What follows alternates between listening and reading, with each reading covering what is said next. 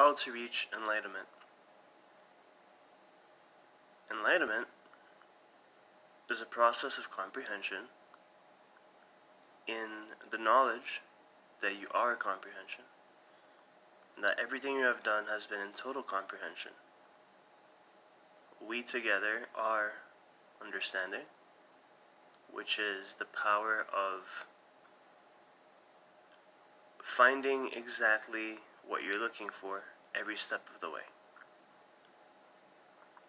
Enlightenment is the process of reality, and that's comprehension. It's the cleanliness of a soul who understands that soul cannot make error, because perfection is total realization. Language and all forms of communication, which is the language of time, from eternity the language of God, is based upon comprehension as that God is all information. Being soul and soul being information, all we can do is become information.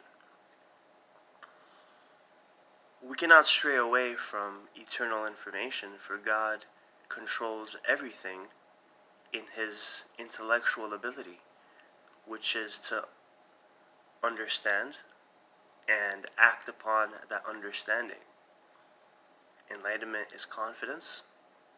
It is a confidence in trust that everything we have set out to do, God has set out to do as us, through us, with us, for us, by us, in us, from us. It's important to realize that comprehension is necessity, and comprehension is consciousness as life. When we are alive, we live that life, and for life to be life, it must be fully alive, and that's fully comprehended. It means fully conscious, and that's enlightened. Enlightenment is a realization of one's enlightenment in total depth and description, and that's already done. The more we realize it and enunciate it, pronounce it, the more it becomes. Enlightenment is joy, and joy is the power of our thrust into the enterprise of leadership to be good to one another and to help one another realize the infallibility of this exercise. This is as much as it is experience, as entertainment, as a lesson ground, as a school, as a topic of enunciation into our best case scenario. Enlightenment is the fruition of our ambition. It is the totality of our sincerity, and it is our God-given godliness as a reliability into our reality. Reality is reliability because reality is that infallible cause. Reality is that infallible reliability. Therefore, reality trusts reality. God trusts God. We trust each other. To be very careful is to be very honest and as dependent as independent. We all work from the same primal law, from the same primal thought, from the same primal heart of love. That is the heavenly sphere. That is the heavenly awakening. That is the heavenly path that the more we trust ourselves, the further we go. Enlightened individuals always succeed. We simply don't fail. We keep going and get there the whole way. It's important to realize that absolute superhumanity is an absolutely confident humanity in the divinity of humanity as law-abiding citizens of goodness in spirituality. openness and freedom and liberty. The capability of our capacity as the ability to be the best that we can be, to be honored in our sacred gifts, and to be powerful in our sacred admission, to admit that we are literally doing the best that we can, therefore we should be proud of ourselves. Reality is proud of God, and God is proud of reality. This is reality. All I am is reality. This is real. Moving forward into the path of comprehension and to teach that to others is to remember that you're not teaching anything new. None of this should sound like you've heard it for the first time. This is the deep echo of your inner understanding. This is what keeps us up. It's the sound of truth. It's the realization of music as the reality of that sound.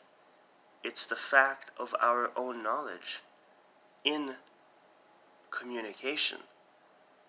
Enlightenment is more than to experience a universe heavenly reality. It's actually to experience heavenly reality as all that the universe presents itself as. When you see that this is a heaven of privacy, when you see that this is a heaven of structure and an adventure into the cosmic principles of a oneness and breakthrough, it's an amazing way to be proud of oneself. Enlightenment is I love you. Enlightenment is the principle of connecting I and you by love. And our perfection realizes itself in the between that is expanded, zooming out outwards infinitely into the boundless space of mind. Enlightenment is the divine will. Enlightenment is the divine inheritance. Enlightenment is our guarantee. Enlightenment is our power to be. Enlightenment is the reason why we came. Enlightenment is the reason we sustain. Enlightenment is the reason we have a perfectly made brain systems so we can be happy and satisfied in humility, in peace, and in light. Enlightenment is to stick for those who are enlightened and not to be jealous and to help each other be one and one for one. Enlightenment is cooperation in creation. Enlightenment is the fact that creation is cooperation, and there is only one creation.